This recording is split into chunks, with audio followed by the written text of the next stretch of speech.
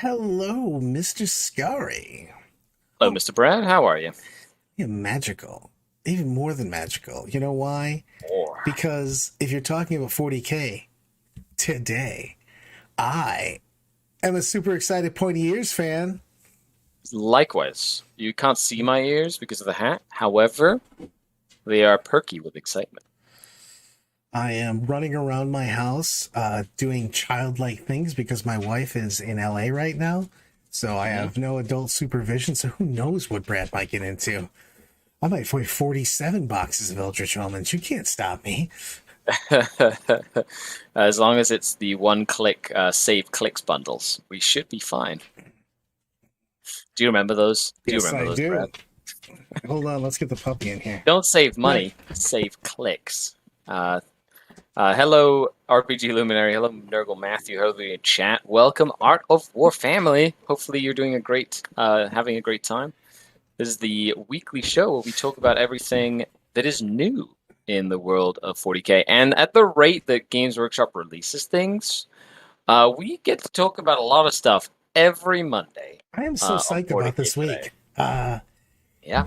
It's funny because I was just making a list for one of the gentlemen I work with, and he just wants to play Eldari this weekend, even with the old stuff, just because he's so excited about the new stuff. He's like, Brad, make me a list for Eldari. Make me a list, oh Brad. Make it happen, Captain. It's funny because Croftworld, even with the crappiness of their army right now, still have some really cool kick to them. You know, please. I can just imagine what the new codex is going to bring. I don't know. There's been a lot of leaks around it, but I mean, from what I've heard, let's talk about what's out, my friend. You know what? I'm flipping this over to side because I already got 2 of these, and we're gonna watch this video real quick because it makes me happy. And I actually adjusted the sound already for everyone, so I don't blow your faces off like I did last time. Oh, great. Of course, I'm going to pause. Don't pause it. Don't pause it. I'm not trying to pause it. Don't pause it. You know? Oh, look, a logo. Excellent. Ooh. It's trying so hard. Go! No, don't buffer. That's not allowed. So we'll talk over the buffer. Let's talk about what's in this bad boy, though. So, there's only half of the box that actually matters. Okay, well, I don't think we need to talk about. All you have to do is find one of your friends that's excited about chaos, like I did. Thank you, Nick. Who's excited about chaos? Nick. Nick is excited about chaos. Not that Nick. Different Nick. Cincinnati. Different Nick. Okay, Cincinnati Nick, you are a brave soul. He is psyched up about things and stuff. He doesn't know that the gun drones got a second wound before they did, right? He knows this. Too soon, Sky. Too soon. Never too soon. That hurts. Oh, no. You know what? We'll come back to that. Apparently, I loaded this way too soon. Eldritch Omens. Excellent. You know, that is an omen. That is an evil omen. TJ says, whoa, Chaos Space Marine hate. It's not Chaos Space Marine hate at all. I love that it was an instant low blow for him too. You were like, it was where's it hurt? Right in the gut, right in the sucker punch you good. It'd be you die though with that sucker punch. You know why? Because you only have one wound. Oh, dude. It's on so fire today. It's so funny because it's true. It's true, yeah. Most dangerous thing against the Chaos Space Marine, a chainsaw and a bolt pistol. Oh, God. Because they're one wound. So wrong, Sky. So wrong. Why would you be so hateful? That's so right. Hold on. Moving on, though. Let's talk about. Hold on. Wait a second. What's that? Huh? Is it a new avatar? My goodness. Because that dude is boss mode. I don't even want to run an avatar. I might run an avatar just to put this dude on the table. You know what I'm going to put my avatar stepping on? A one wound Chaos Space Marine. with I'm going to use my D6 plus 3 damage or whatever it is. D6 plus 3 damage to kill one wound. What you have to do, though, is on the model, you have to have him stepping on a KF Space Marine, and he has to have a little banner like the Roadrunner that says "1 wound." 1 wound. So meep. Let's talk about this dude. He got he's been in the gym. He did an 80s montage video. He's been training with Stallone in the the stats are really good. The fact though that he can get shot at, okay, fair enough, but he's toughness 8, which is no joke. Right? He's 2 up save actually is no legit. joke. My thing is that he actually has play now. I'm a big guy of bringing targetable models basically all the time. It's not usually my go-to, but man, he literally, like I said, he went to the gym. He was playing Eye of the Tiger. He's running the stairs, hitting the statue. He's ready to go, man. And the fact that again they even put it down. Homeboy can do 56 damage. I mean, that's obviously max, but there's gonna be that game where he just basically ignore involves though, Brad.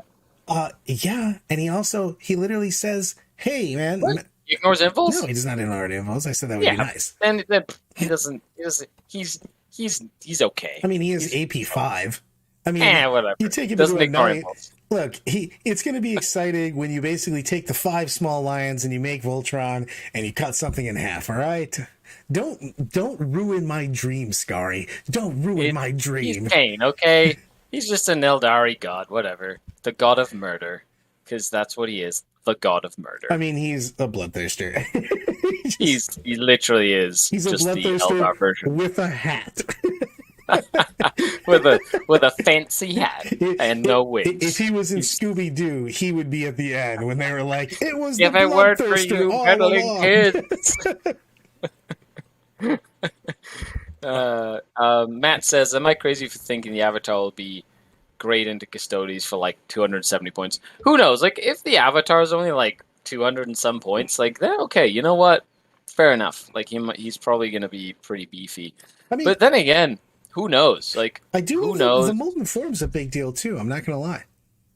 I mean, he 1,000% falls to 30 devil gods. Everything. Everything falls to 30 devil gods now. How many saves do I want to make? Okay, but, the molten form's actually a big deal. I wish I'm not going to lie. I was hoping and praying that he got the old rule. You remember when the Avatar ignored all Melta and Flamer weapons? I do remember that rule. I've been playing that long as well. Yeah, I did that. Me a Melta. What is that?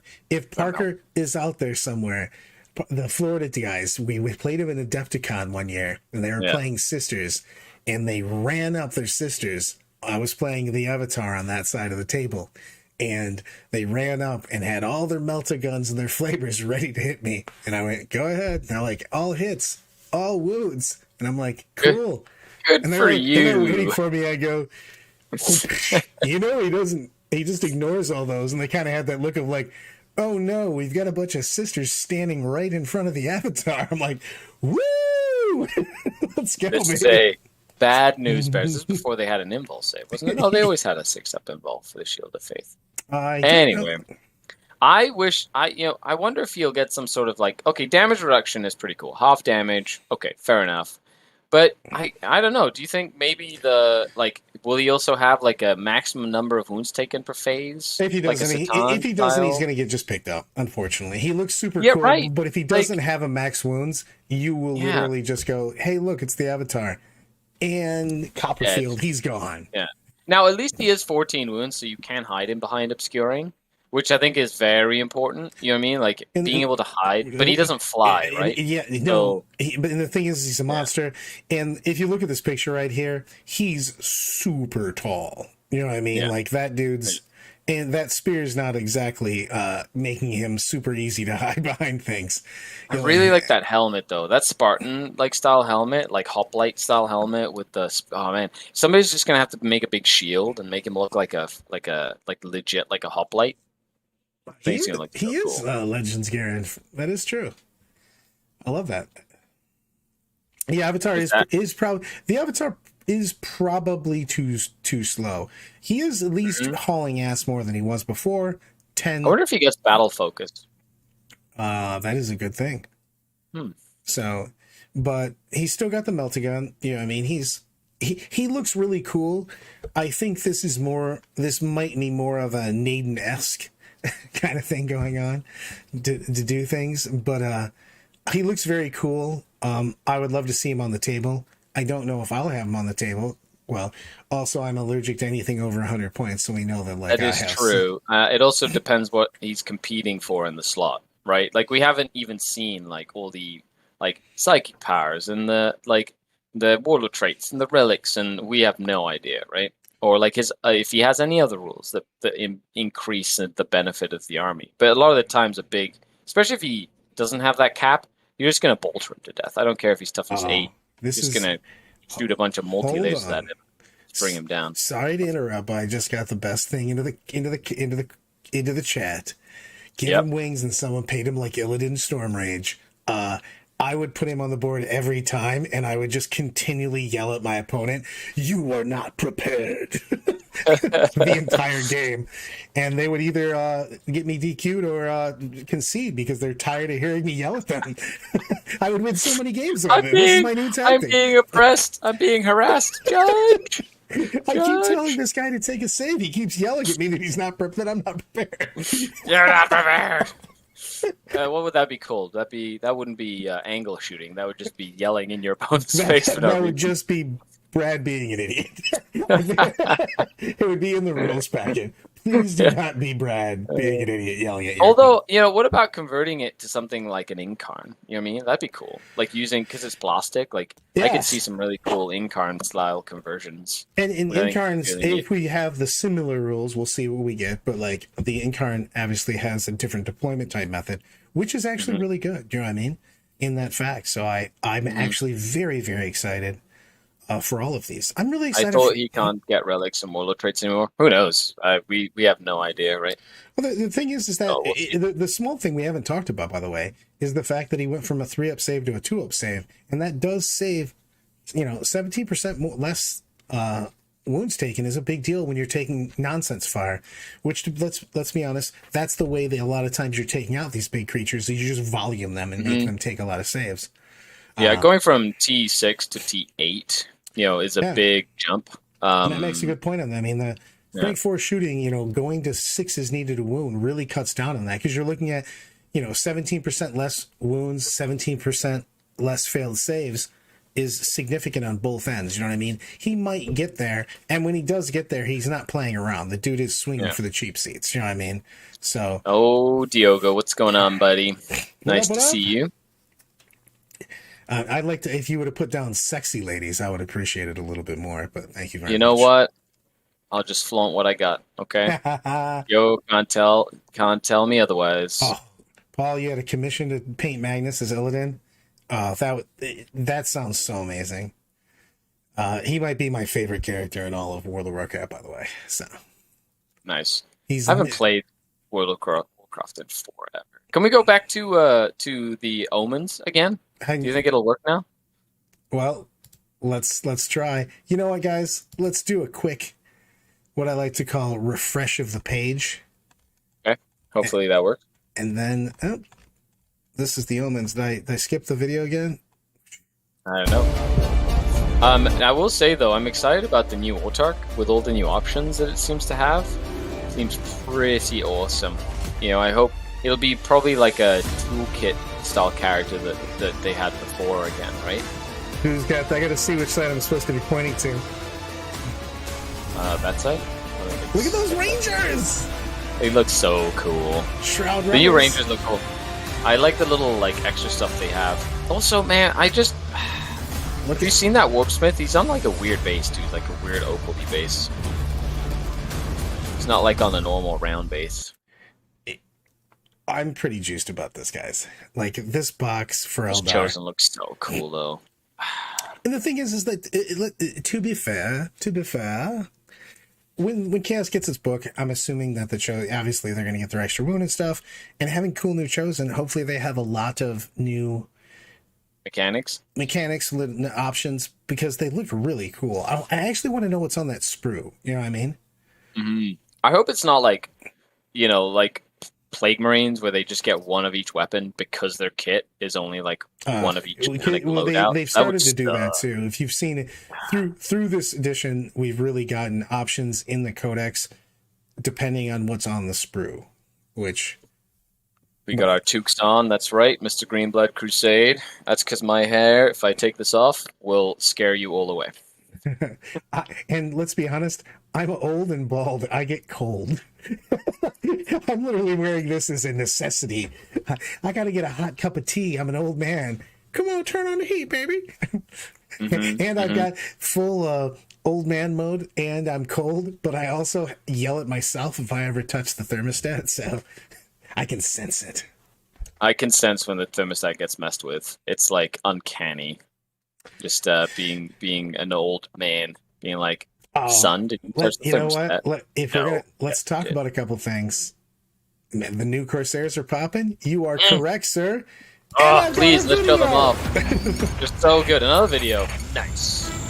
Well, those Corsairs look so flippin' cool. I am so excited. They said that they could be used with Drukhari as well. I love pirates. I just wish that this is like the first step on the road to getting, what's his name? The Duke. Sliskus? It's Sliskus. And the Baron. Yeah. Well, the Baron's more of a super, like, he's more of a, he's a Hellion.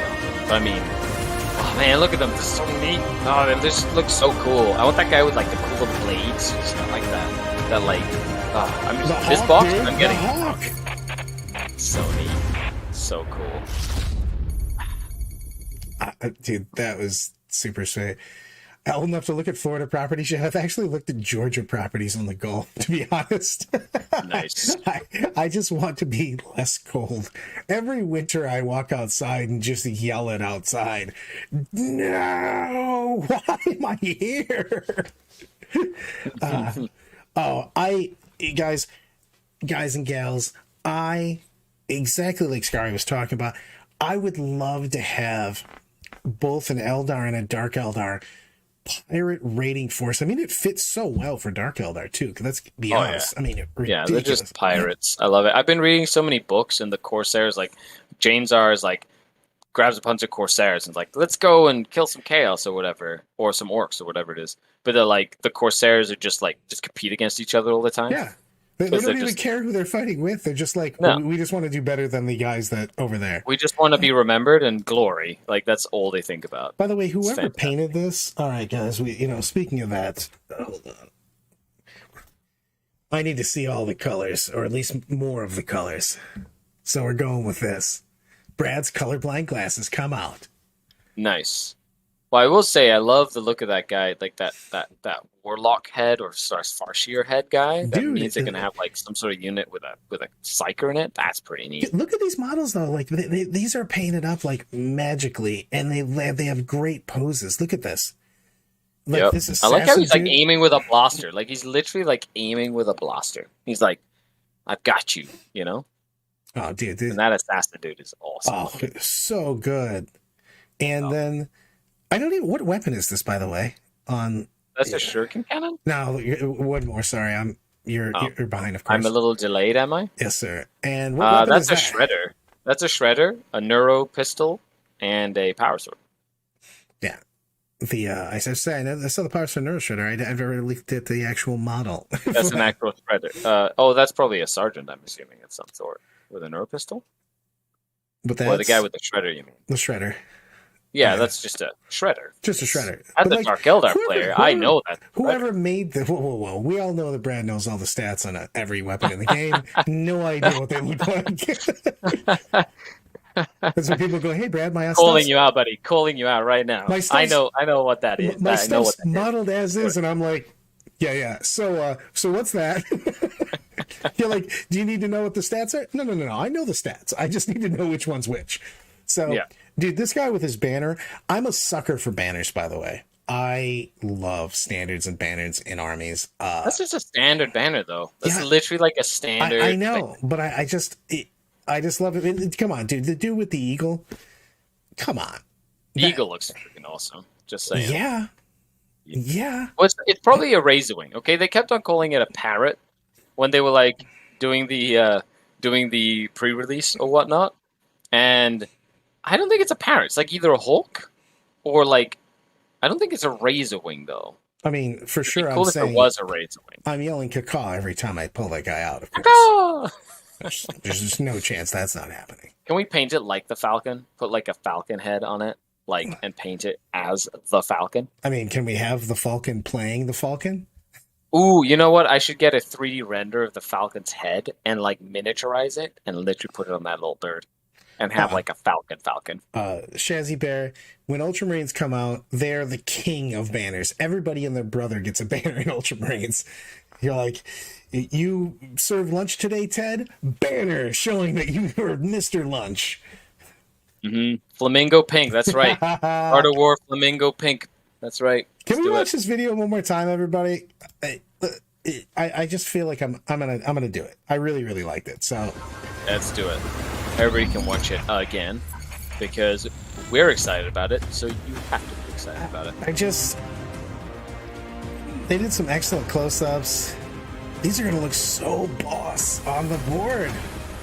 I'm just already looking at them in like my color scheme and like how I'm gonna modify it a little bit to be their own color scheme. But I love how like they've got armor pieces that are like Inari armor pieces, like the Vizark has, like the shoulder plates. They've got like the greaves and like up to the knees are like Dark Eldar, and then like the bodies through the armor is like Guardian. That's the whole point is that they have the combination of Dark Eldar and Eldar scheme. You know what I mean? Because of the fact that they live in that in between zone though. They just do. You know what I mean?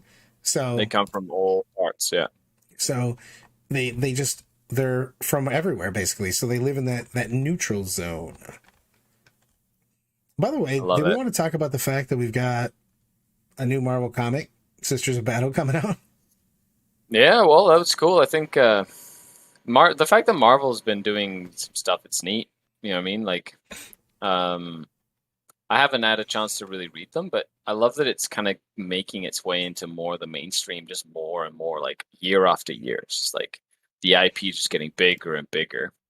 And did we all watch Necron fans, Dark Eldar fans, Marine fans, or Chaos fans?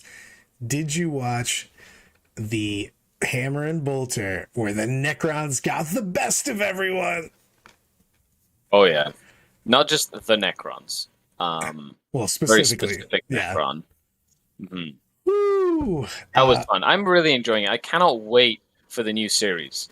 Like, they've got the Exodite series that should be dropping at some point with a whole bunch of Tau, and like the animation looks pretty cool. I can't wait to see like actual Tau in combat, like stealth suits and crisis suits and stuff. I'm like, oh man, that's gonna be neat. And then sorry, TJ does have a point. He goes, sister fighting cultist with the power sword. Yeah, the cultist is super dead, but continue. Sorry. I don't think there's any doubt in my mind that cultist still only has one wood. And so does every other space marine that they run into with a power sword. Good job, Sister Battle. Just stab them all.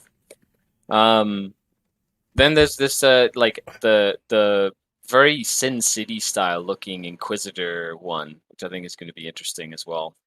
I'm not a huge I love Marines, but they don't interest me in the lore as much. So the Marines series and the Blood Angel series were cool. Yep. But man, I'm not gonna lie, if you're looking to do the Warhammer Plus, and I know everybody thinks we're both, Scary and I are just shills for GW. We kind of are because we both get super excited about everything. We've been playing the game for so long; it's literally like part of our lives. Yeah. And we don't mind shelling out a little bit of cash to watch cool animations that bring us back to our childhood. Okay, yeah. So deal with it. But I have loved the Hammer and Bolter series so much. Mm-hmm. And I want more of that. I felt like you said it was good, but the first time we were talking about it, it's like basically Love, Death, and Robots. You know what I mean? You just get a little bit of everything.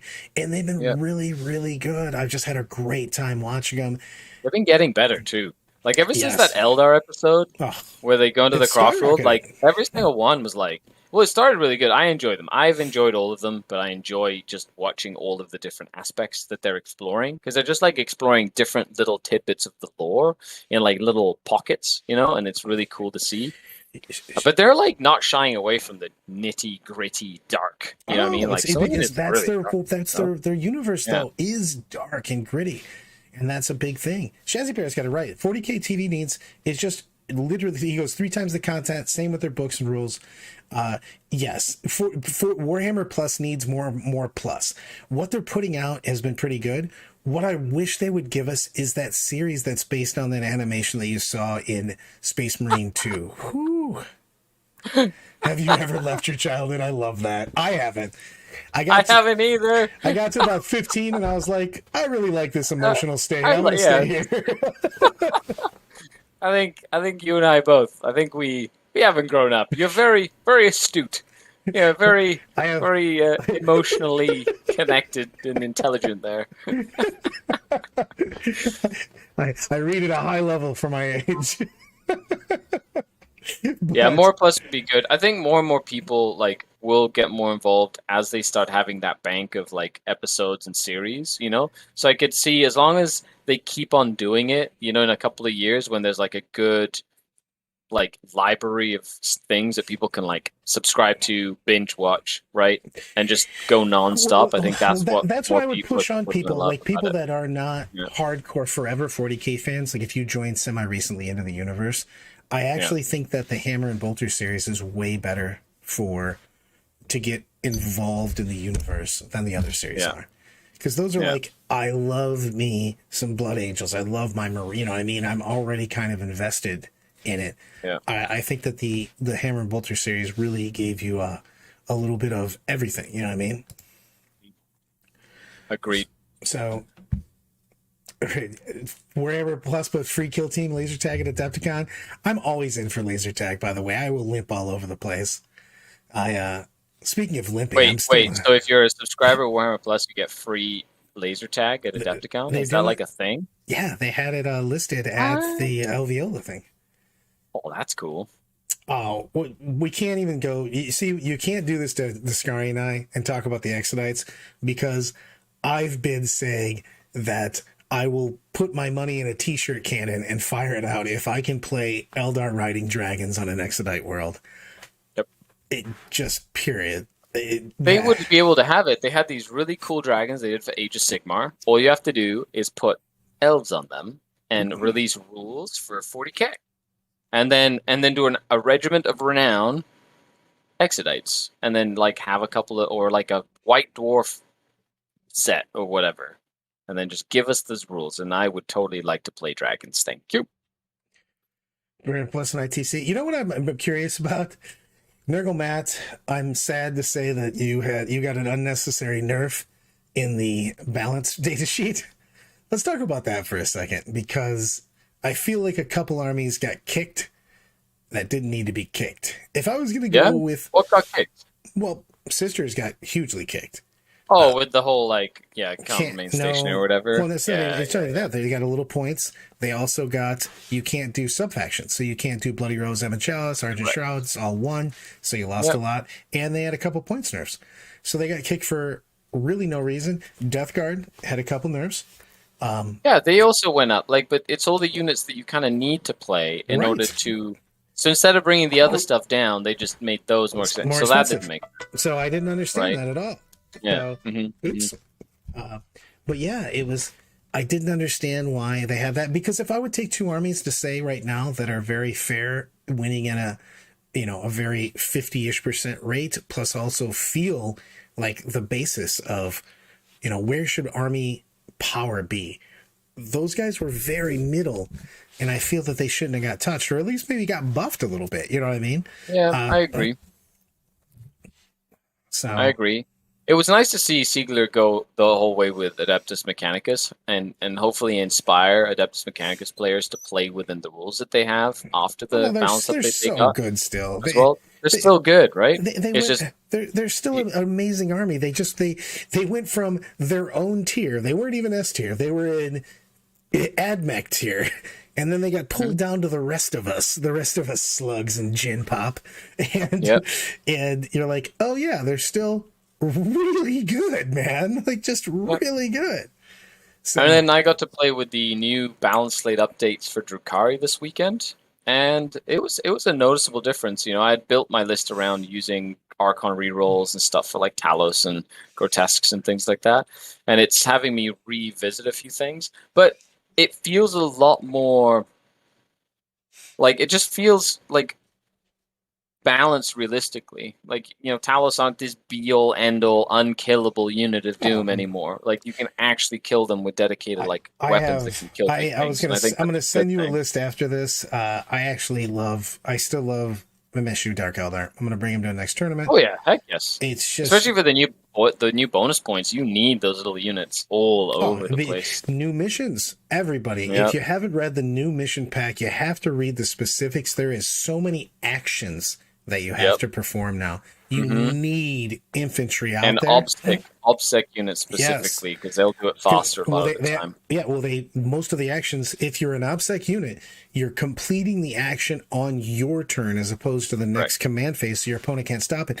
I just played a game the other day with MSU Dark Eldar against Custodes, and they just couldn't stop me from placing bombs everywhere.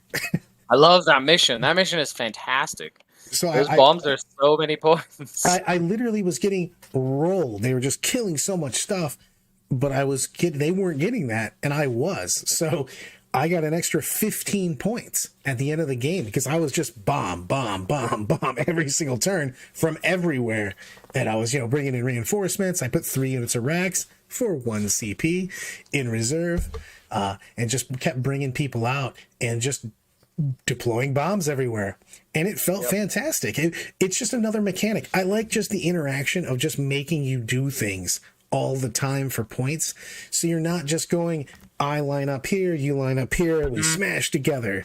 And then I get 45 points for primary. No, I like the chip away. You have to be 3 points, 3 points, 2 points, 3 points. Like, you just have to chip away at the points all the way through the game. It feels a lot more interactive, and at the end, the spread is not as big anymore. Even if you lose, like if you're playing the game, like the point spread isn't that big, and you can, because of the bonus points, you can also kind of take the pressure off the primary of holding objectives. As long as you can do the bonus points well, it'll offset you like losing primary for a turn when somebody just stops you from scoring, right? It's a big deal. Let me go into the chat a little bit because there's a couple of things I want to address on that. Space Marine didn't get any help moving forward with their Foot Marines, and every time you see Outer War Space Marine channel, it's the same old doom and gloom. I never doom and gloom. I got Vulcan right behind me.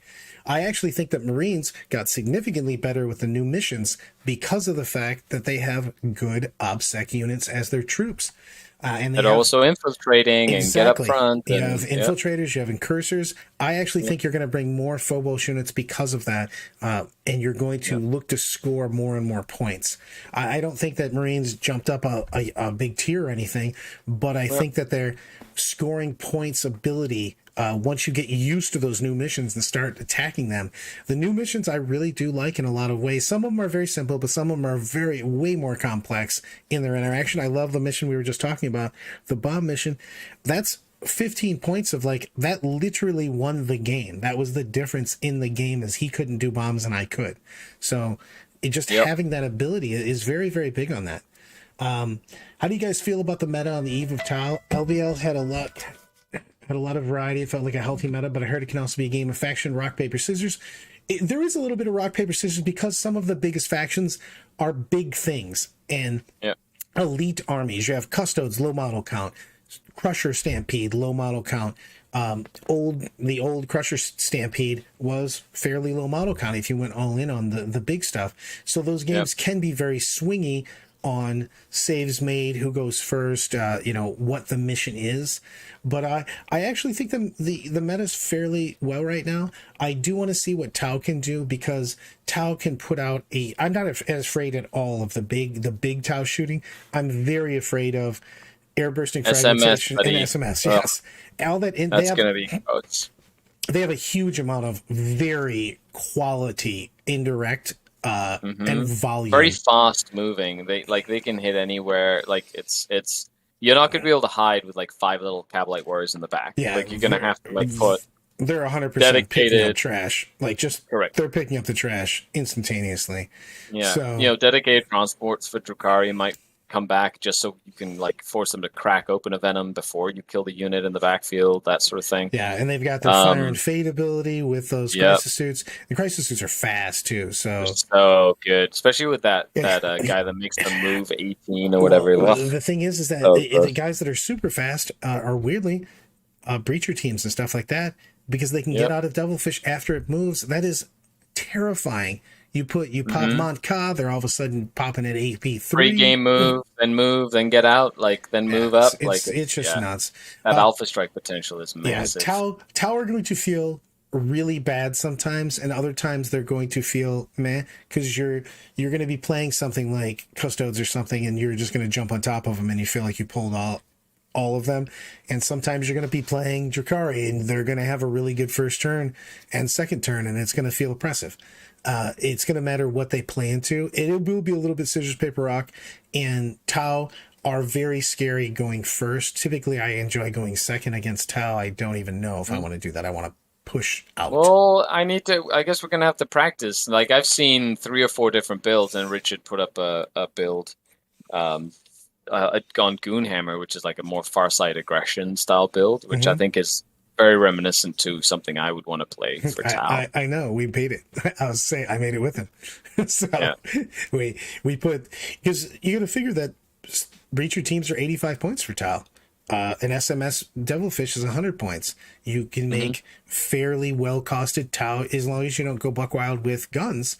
You can mix and match those guns or just double airburst it, and you get very economically placed crisis suits. It literally, the first game we played with it, we kept teasing him because we were doing a group game, and it literally looked like the Tau had 3,000 points on the board. It was just crazy. The sheer amount of stuff they had on the board. It's a new codex. It has new points. And you just basically look at it and do exactly what I always do and go, what are the most efficient units, point for attack, point for wound, everything else, and you just start putting stuff out and go 85 points, 10 guys that shoot a zillion times and have access to rerolls. Yes, makes a Cabalite warrior laughable, like sad. Yeah. The breacher shows up and goes, bro, do you just want to run away now? I can shoot you, but I feel like I should give you the option of leaving in shame. 100%. So. I agree on this too with the Shad here. Custode's secondary game got a lot worse actually, but they do still dominate the primary. But I like that though, because them dominating primary means that you can dance around. You have options. You know what I mean? Also, they're like the new missions increase at least one of their secondaries with the better stranglehold, being that most missions are 5 objectives and 3 of them are out in the open, so they have to hold 2 objectives to stranglehold instead of 3 now, which is really good. I made it with a Nurgle. It's so funny because Rich kept sending me stuff. And I keep going, you keep sending me a list where you know what the weaknesses are and the things you need to change. You just send it to me so he can yell at me and tell me I'm not fun. And I go, why do I have to always be the bad guy? He goes, it's better than me being the bad guy. True. You can be the bad guy all you want. He just keeps sending it to me. I'm like, well, we both know it has to change here. He's like, yeah, but these are fun units. I'm like, but they're not good. That's true. But, fun units every once in a while. I like how he's done there's the 2 units of 6 Vespids in there for, like, R&D and, things like that. But the thing is that the Vespids are finally fairly good. Their guns are actually pretty decent as well. Yeah, and the thing is that they can do different secondaries, you know what I mean? The thing is that army, Tau went from an army they could kill people. Like, people slept in Tau. Like, Tau couldn't just pick you up, even the old version of Tau. However, it just had a super hard time scoring. You know what I mean? It was just trying to table people and hope they could speed, other than like crisis suits. Right. Now they're very fast. They play the mission super well. They have lots of bodies all over the place. And they're actually playing the game. And I know that the army might be people hate on Tau because, I mean, let's be honest, they do only operate in one phase. You know what I mean? The shooting phases, they're a big deal. But I am glad they took away the Overwatch thing, though. Yeah, well, you can still do it with one. You can have one unit. If they take early Overwatch, they can Overwatch for 0 and hit on 5s. So, well, the model does hit on 5s, but yes, but the whole unit can Overwatch for 0. Yeah. But so they can do it for free, but it's it's not nearly as oppressive as it was. Yeah, exactly. Yeah, but they do get to shoot in combat, so you can't just tie them up in combat Right, anymore. you can't just... I can't be Old Tower where you just went, okay, I win. Yeah. What happened? I win. I touched you. I touched you. So, but I actually think that Tau play more like the fluff, though, because when you read all the books, Tau were doing these, big leapfrog actions, moving and shooting and doing all these dynamic moves, and then you saw Tau on the board, and they go, I'm here, I'm going to shoot this way. So I like the way the army plays. The army may be OP, maybe not, but at least they thematically feel like a Tau army should, in my opinion. They do, and I like the fact that it's different styles of army. You know what I mean? Like I feel like there's going to be variety in what... Like, I saw a triple storm surge this weekend. I saw a bunch of devilfishes with broadsides this weekend. I saw more of a riptide heavy one. I've seen one that has like more suits and like barracudas or whatever they're called, like the forge roll tank like vehicles and whatnot with their iron cannons. So there's like a lot of different styles, and that's good. It shows internal balance. Like, people are seeing good stuff pop up, right? Yeah, and the thing is, I love that, Chesney Bear. It's the Tau puts so much pressure on you that you have to make good moves, and I do like that because the game is still won and lost in the movement phase. So it just is. If you have mobility, that's why they're so strong. Tau could already shoot. Like, if you look back at the Tau book, they didn't lack for damage. They have a little bit better damage now because they have more efficient guns. But the thing that they used to lack was the movement problem. And I also love that they simplified Markolites again. It's like the Markolites of old. You just get +1 hit. You know what I mean? Like, the other, like, stack in multiple things, it was such a pain in the butt. Well, they also did the drones. Drones are just part of the squad now. Again, thank goodness. It's you can like split one up if you really want to, but it's nice that you can just... But I like that a lot. They make it so they don't have weird rules. You know what I mean? I just appreciate that a lot more than it. And the thing is that I think Tau are going to be fun. I think Tau, even if the Tau are too OP, I think Tau are going to be a fun army to play, and I didn't think they were fun before.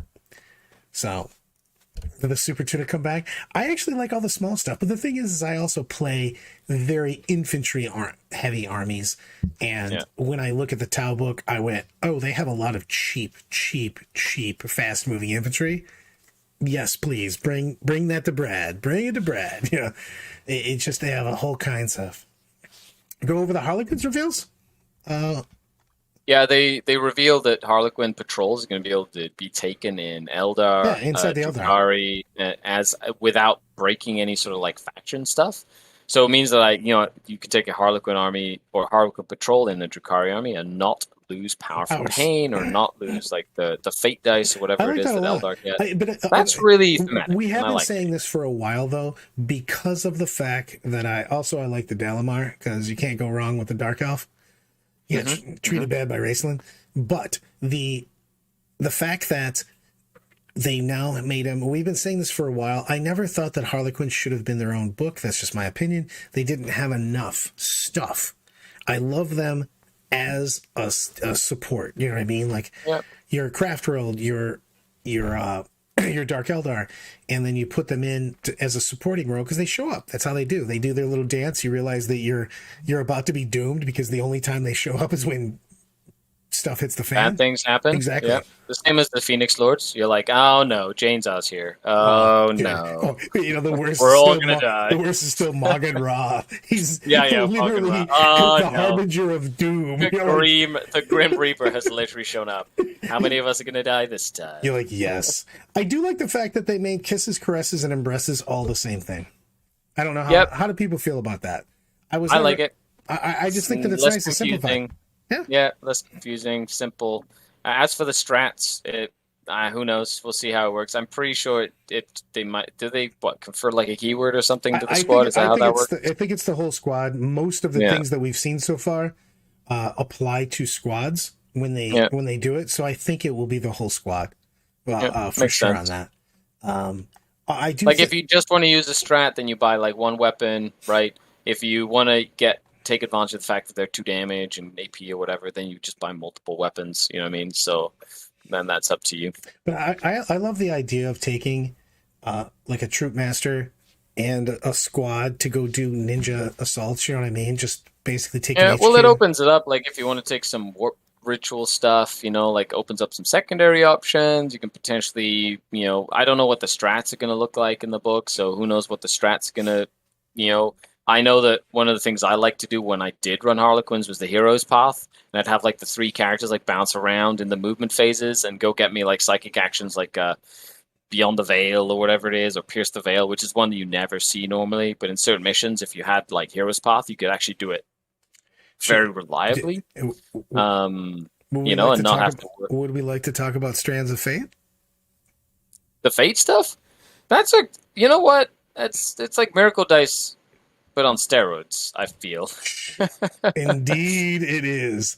The fact that you just turn a dice into a 6 or whatever, that's pretty. Well, the thing is that let's talk about the mechanic. You're basically you roll 66. Yeah. And then because we always play Strike Force basically if you're playing tournaments, you get to keep what, 4 dice? Get to keep 4 of them. Right. So you basically get advanced charge, psychic test, hit roll, wound roll. You can make 1 die a 6, and you keep 4 of those dice. Yeah. The way it seems like, okay, so I rolled, I need to make charges. I rolled 2 2s. I'm going to keep 2 2s this turn. I'm going to keep 1 saving throw, whatever I rolled, and you have your 4 dice.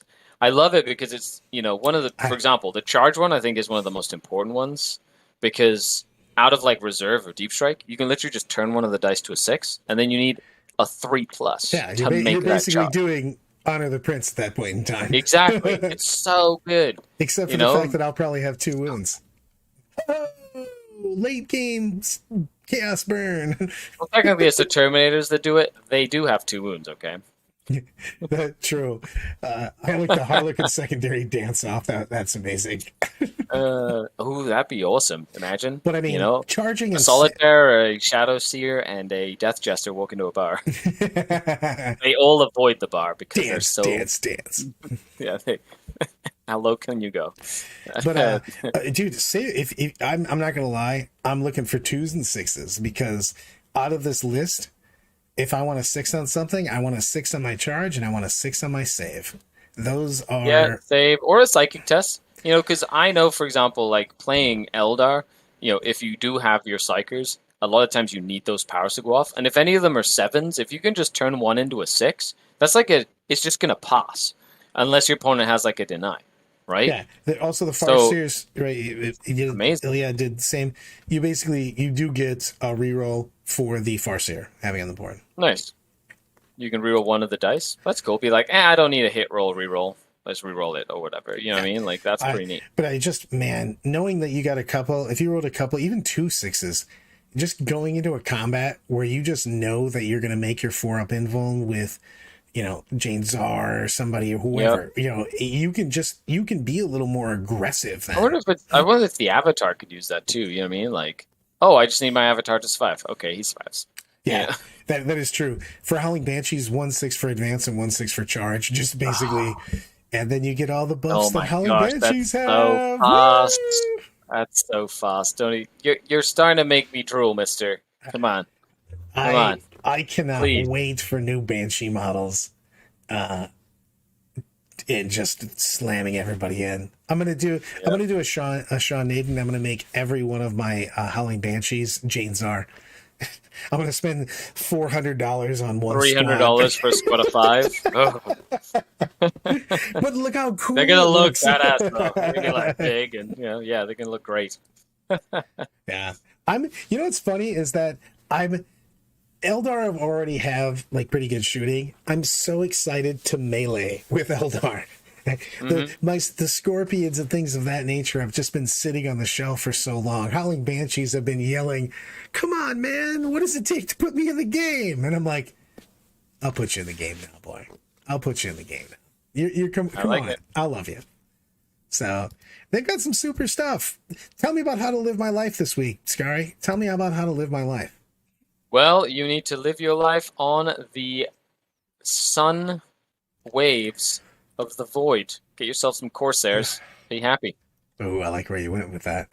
I like where you went. Everybody, thanks so much for hanging out with us.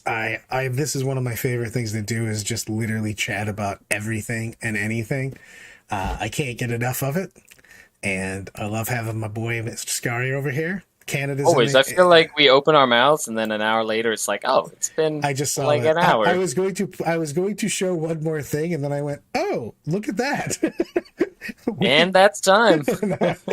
Everybody. Of course, everybody, thank you so much. All the War Room members, you're awesome, as well as all the YouTube channel members.